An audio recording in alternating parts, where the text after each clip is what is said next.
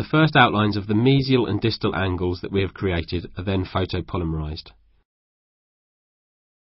and we progressively build an anatomical configuration similar to that of the neighbouring tooth.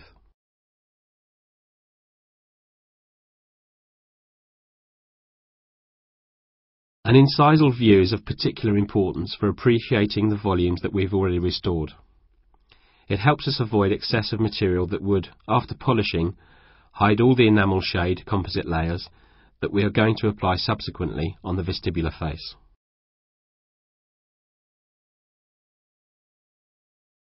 We now see the enamel shade that's been placed and polymerized after each application.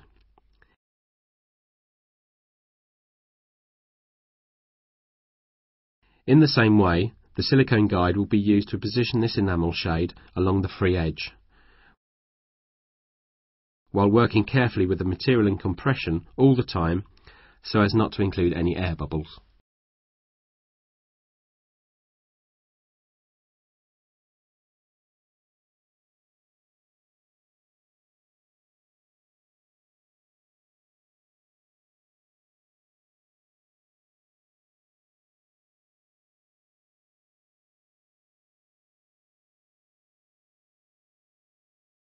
After the curing phase, we have a good evaluation of the overall volume of the incisor, of the orientation of the free edge, and already to some extent the configuration of the proximal angles.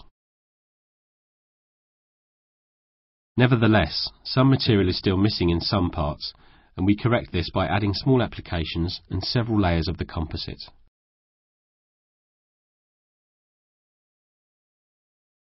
Of course, the use of a fine matrix, and preferably a metallic matrix, avoids any contact with the proximal tooth.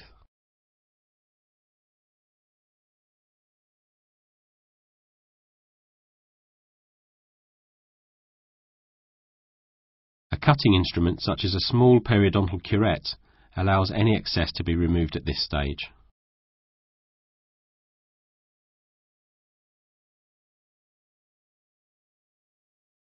We will now make some finishing improvements on the mesial part, with the insertion of a very fine metallic matrix band and a final application of composite material.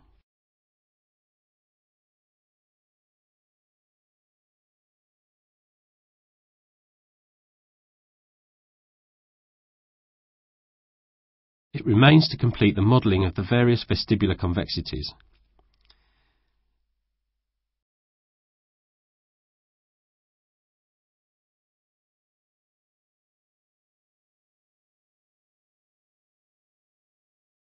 It can now clearly be seen that the material is worked so as to avoid incorporation of air bubbles, purely by compressing it progressively so that it spreads across the entire labial surface.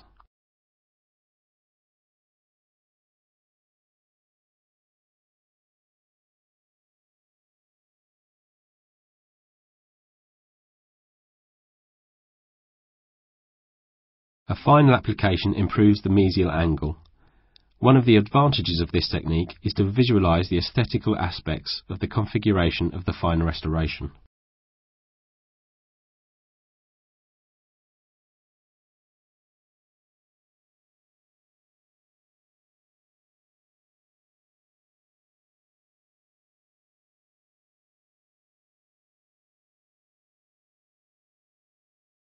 The first excess amounts are removed at this stage using a red ring burr, mounted on a red ring contra angle, preferably on a turbine, to allow better tactile sensitivity.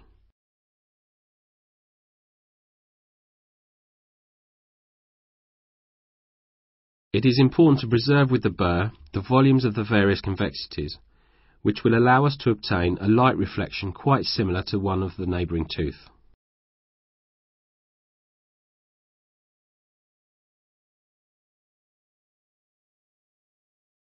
The edge has already been polished using an enhanced disc.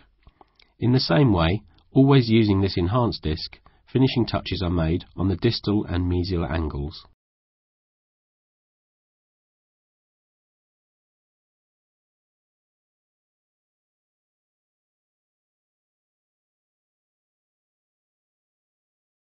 The slight diastema that remains is the one that existed before. The patient was satisfied with this. Always remember to look via the incisal edge at the volume of the restoration, to ensure that proper alignment with the other teeth in this section is maintained.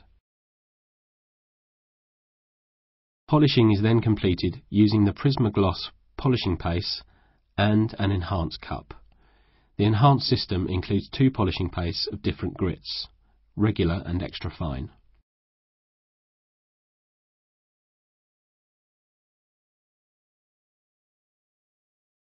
These enhanced cups can be used on both the smooth labial and concave palatal surfaces.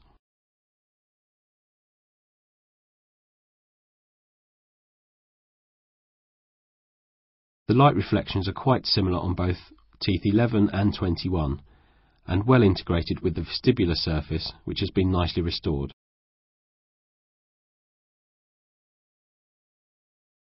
At this point the rubber dam is removed and the articulation points are adjusted in the classical way. One must verify that the anterior line is properly established.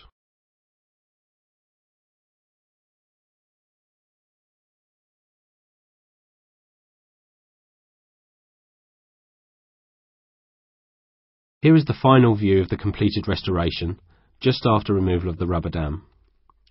The teeth are still dehydrated, which explains the still partial visibility of the composite resin restoration. In the longer term, one can see that the aesthetical integration of the CeramX Geo restoration is excellent.